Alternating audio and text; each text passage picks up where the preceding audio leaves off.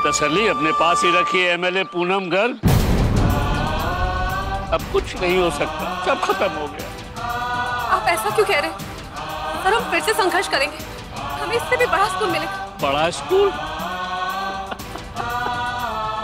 Madam, माता सिंह के राज में मेरे पास कम से कम 2 कमरे का स्कूल तो था, अब वो भी नहीं है।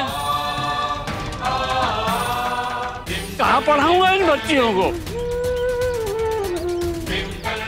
कितनी मुश्किल से इन बच्चों के घर वालों को मैंने समझाया था इनको स्कूल भेजने के लिए, तब जाके उन्होंने बच्चों को भेजना शुरू किया था। लेकिन आज मेरे सपनों के साथ साथ इनका भविष्य भी बर्बाद हो गया। किसको दोष दूं मैं? किसे जिम्मेदार ठहराऊं? लेकिन सर हम ये कोर्ट ऑर्डर्स लेकर आए थे। अब क्या करेंगे इस पे ऑर्डर का? जो होना था वो तो हो चुका। बहुत देर कर दिया आपने, बहुत देर। कितने भी हाथ पांव मार लीजिए मैडम आप, इस देश का कुछ नहीं होने वाला। सांप मिले हुए हैं। इस देश में प्रजातंत्र का नहीं, गुंडातंत्र का राज है। कुछ नहीं हो सकता इस देश का, कुछ नहीं।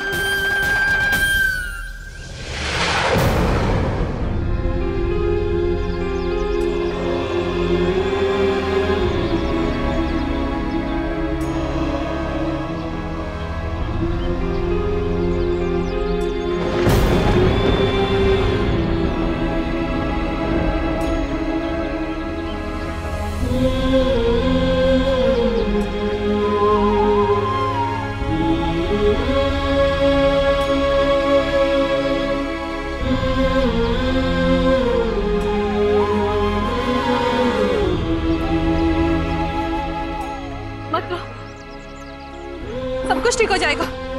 दीदी, क्या हम सब अब कभी नहीं पढ़ पाएंगे? पढ़ोगे, जरूर पढ़ोगे, सब कुछ ठीक हो जाएगा। आज हम आप सबसे वादा करते हैं, जब तक आप सबको हम इससे बेहतर बड़ा स्कूल नहीं दिलवा देते, तब तक हम चैन से नहीं बैठेंगे। जी जान लगा देंगे, लेकिन आप सबके लिए नए स्कूल का निर्माण करके ही रहेंगे।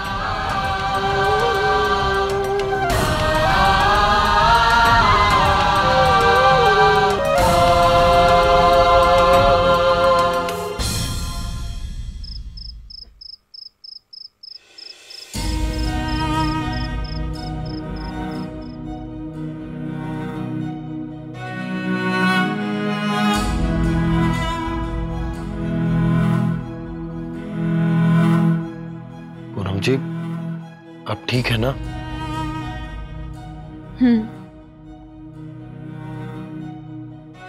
पूनम जी, एक बात समझ में नहीं आई। पिछली बार आपने अहिंसा पूर्वक विरोध किया था, जो कि काफी सफल भी रहा, तो फिर इस बार? यही बात तो हमारी समझ में भी नहीं आ रही आकाश जी। जब तक हम कोर्ट से स्टे ऑर्डर लेकर वहां पहुंचे, वहां सब कुछ तहस नहस हो गया था। कोई क्लू ही नहीं मिल रहा कि हिंसा कैसे शुरू हुई।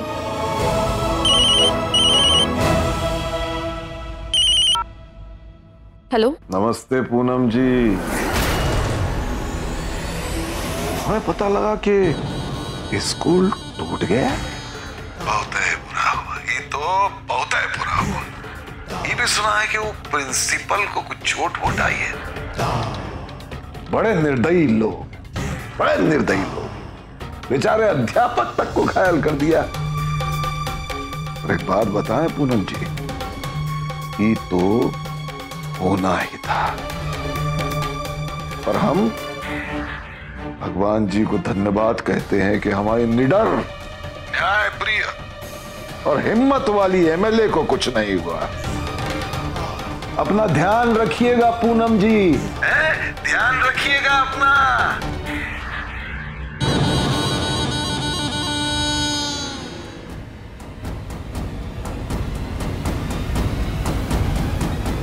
माता सिंह को तो मैं छोड़ूंगा नहीं। नहीं आकाश जी, हमें माता सिंह की तरह नीचे नहीं गिरना है, और ये सब उसने नहीं करवाया है, हम जानते हैं। लेकिन पूनम जी, हम इस तरह खामोश रहकर बैठ भी तो नहीं सकते। हम खामोश नहीं बैठेंगे, लेकिन हम माता सिंह से झगड़ा भी नहीं करेंगे। इस वक्त हमें स्कूल के बारे में सोचना है। हम एक नया स्कूल बनाएंगे और भी बड़ा,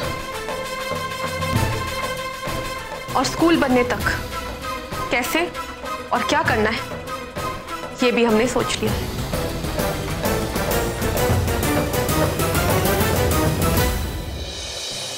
देखिए, मैंने जितनी भी बातें आपको बताई, अगर वो सही ढंग से फॉलो की जाए तो मैं समझता हूं कि स्कूलों की दशा तो अच्छी होगी, साथ साथ शिक्षा का स्तर भी ऊपर उठेगा। हेलो जी, मैं सीतापुर की विधायक श्रीमती पूनम गर्ग जी का पीए बोल रहा हूँ। जी बताइए। मंत्री जी से मिलने का अपॉइंटमेंट चाहिए था हमारी मैडम को। मंत्री जी तो 1-2 हफ्ते काफी बिजी हैं, आपको वेट करना पड़ेगा। 1-2 हफ्ते? कौन है? सर, वो सीतापुर की विधायक पूनम गर्ग आपसे मिलना चाहती हैं। ऐसा करो ना, कल का अपॉइंटमेंट दे दो। सर, आपकी 11 बजे की एक मीटिंग कैंसिल हुई है, तो 11 से 12 का टाइम दे दो उन्हें। हाँ बिल्कुल, आप 11 बजे मिल सकते हैं। Thank you sir. मैडम, कल 11 बजे का अपॉइंटमेंट मिला है। अब ऐसा प्लान बनाकर लेकर जाएंगे कि मंत्री जी को हमारी बात माननी ही पड़ेगी।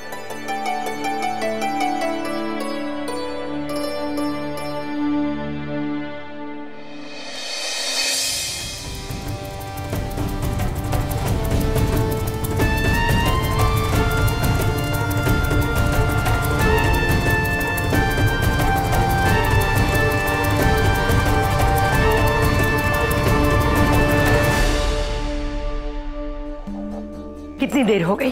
अभी तक ऑफिस में ऐसा क्या काम कर रही है? रोज तो 6-7 बजे तक आ जाती है, और आज मेरा तो जी घबरा रहा है। आकाश बेटा, एक बार पूनम को फोन करके पूछ ले उससे, और कितनी देर लगेगी? जी बाबूजी।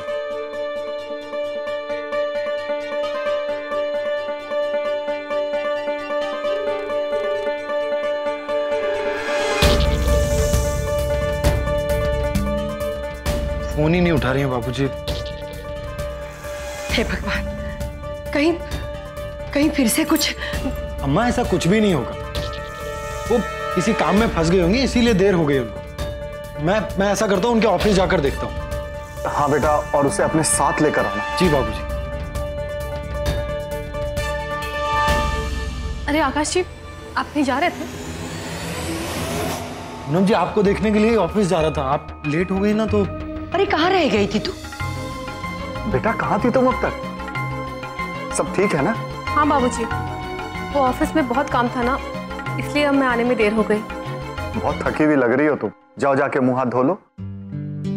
चलिए पूनम जी, खाना खा लेते हैं, उसके बाद आप आराम से सो जाइए। नहीं आकाश जी, वो बाबूजी, माँ जी, हम माफी चाहते हैं, लेकिन आज सच में हम बहुत थक गए हैं, और कल भी सुबह सुबह उठना है। शिक्षा मिनिस्टर के साथ हमारी मीटिंग है, उसी के सिलसिले में हम काम कर रहे थे ऑफिस में। अभी भी बहुत काम बाकी है। आप खा लीजिए, हम जाकर अपना काम खत्म कर लेते हैं। वो सब तो ठीक है पूनम जी, लेकिन थोड़ा बहुत तो कुछ खा लीजिए। सॉरी आकाश जी, सच में बहुत काम है। Good night. अरे लेकिन काम के चक्कर में कोई खाना थोड़ी ना भूलता है बेटा। आकाश, तुम कमरे में जाओ, मैं खाना भिजवा देती हूँ कमरे में, तुम और पूनम खा लेना। जी अम्मा।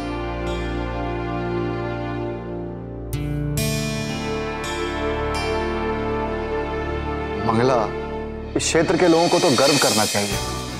उसे हमारी बहू पूनम जैसी एमएलए जो मिली, कितनी मेहनत कर रही है।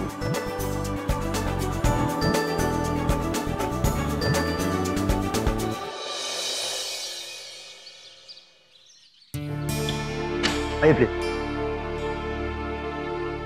सर, ये है सीतापुर की विधायक मिसेस पूनम गर्ग। नमस्ते। नमस्ते, आइए पूनम जी, बैठिए। सीतापुर में सब ठीक ठाक चल रहा है ना? बस एक छोटी सी प्रॉब्लम है। कैसी प्रॉब्लम? दरअसल एक म्युनिसिपल स्कूल के बारे में हम आपसे बात करने आए थे। तो ये फाइल में सारी डिटेल्स है।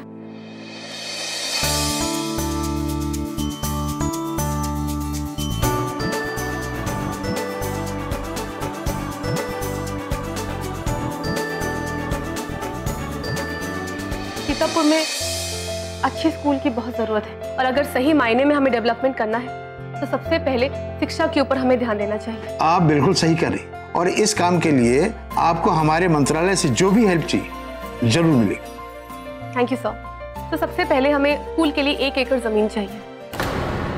जमीन?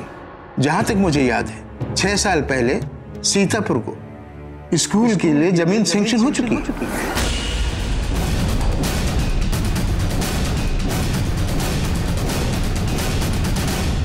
सॉरी सर, लेकिन इसके बारे में हमें कोई नॉलेज नहीं है।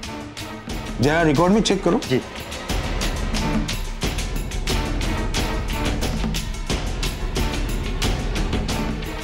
हाँ सर, जमीन अलॉट हुई है।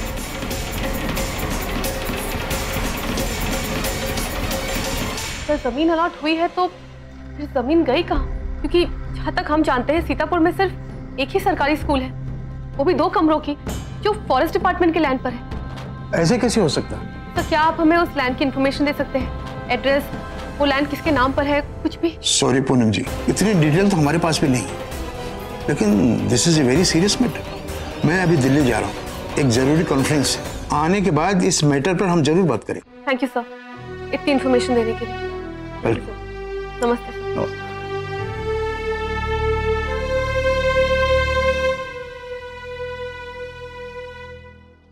मैडम, जमीन अलॉट किए हुए 6 साल हो गए।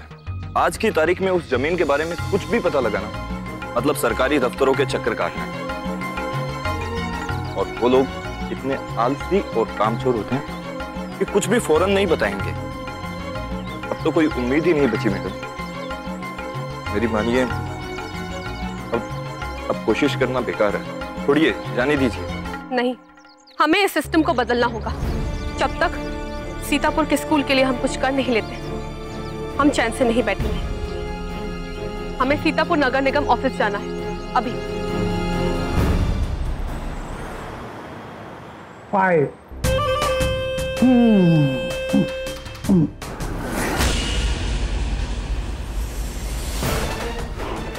विधायक साहिबा, आप भी गड़े मुर्दे उठा रही है। 2008 की फाइल 2014 में आप देख रही है ना, हमारे पास कितना सारा काम पड़ा है। तो कैसे ढूंढेंगे हम इस फाइल को है, और कहाँ कहाँ ढूंढेंगे? सांस लेने की भी फुर्सत नहीं है हमारे पास। वो तो हमें दिखाई दे रहा है कि आप कितना काम करते हैं। यहाँ बैठकर पंखे की हवा खाने और महीने के अंत में अपनी सैलरी कलेक्ट करने के अलावा आप लोग करते हैं क्या? हमें सीतापुर स्कूल लैंड अलॉटमेंट 2008 की फाइल चाहिए बस। अब आप हमें बताइए वो फाइल हमें कब मिलेगा? बस 2-3 दिन में मिल जाएगा। कल के कल हमें ये फाइल मिल जानी चाहिए, वरना हम खुद यहाँ आकर फाइल ढूंढेंगे और फिर उसका नतीजा आप घर बैठ के सोचते रहिएगा। समझ गए आप? ठीक है, मैं निकलवा के रखता हूँ, आप कल आ जाइएगा।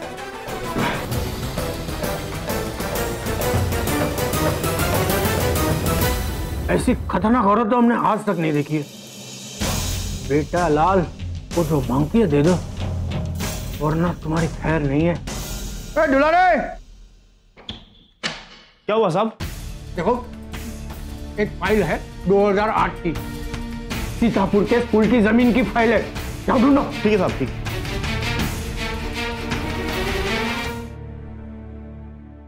इतना पुराना फाइल ढूंढने का काम दे दिया साहब ने हमको।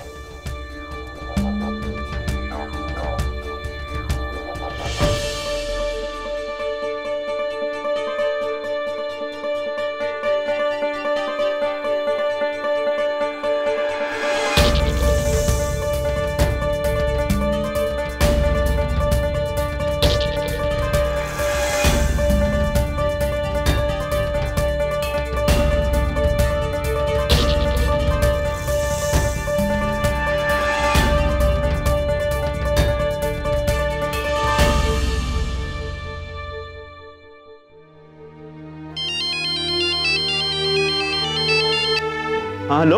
2008 के सीतापुर पाठशाला अलॉटमेंट की फाइल मिली? हाँ मिली। वो फाइल किसी के हाथ नहीं जानी चाहिए।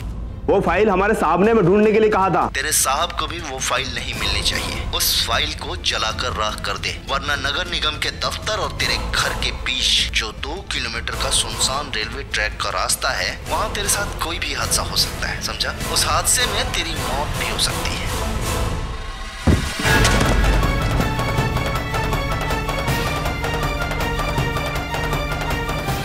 हेलो, सोच, जब फोन पे मेरी धमकी सुन के ही गिर गया, अगर फाइल बाहर गई तो क्या होगा? मैडम, आपने एकदम सही रुख अपनाया। अब देखिएगा कैसे वो कल के कल ही आपको फाइल ढूंढ कर देगा। मैडम, मिस्टर मिसेस कुमार अपनी समस्या लेकर आए हैं। काफी देर से आपका इंतजार कर रहे हैं। नमस्ते, आइए बैठिए।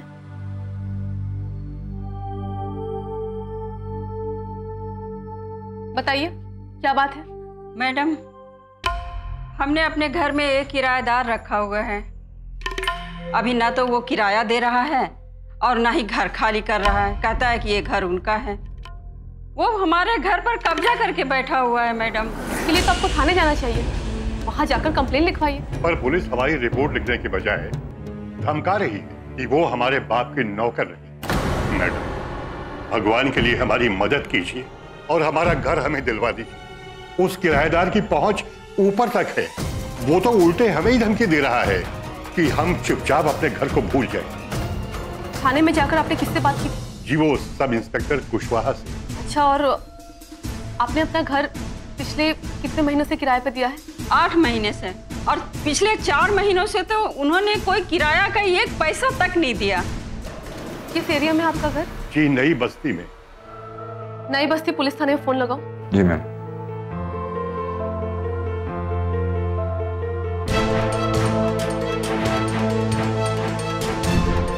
हेलो हेलो, मिस्टर त्यागी से बात कराइए।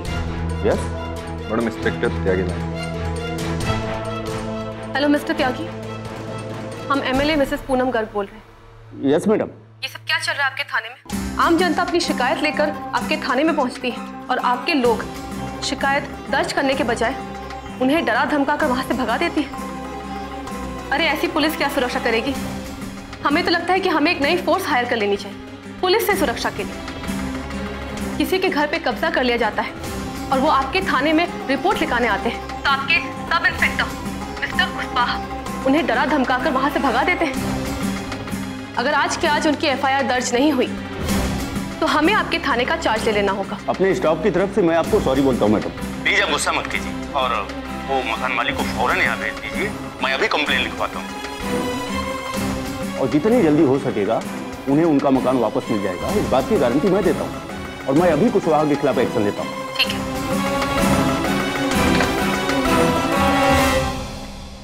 आप लोग थाने जाइए और वहां जाकर एफआईआर दर्ज करवाइए, और कोई भी प्रॉब्लम हो तो आप हमें बताइए। जी बहुत बहुत शुक्रिया मैडम। नमस्ते। धन्यवाद मैडम।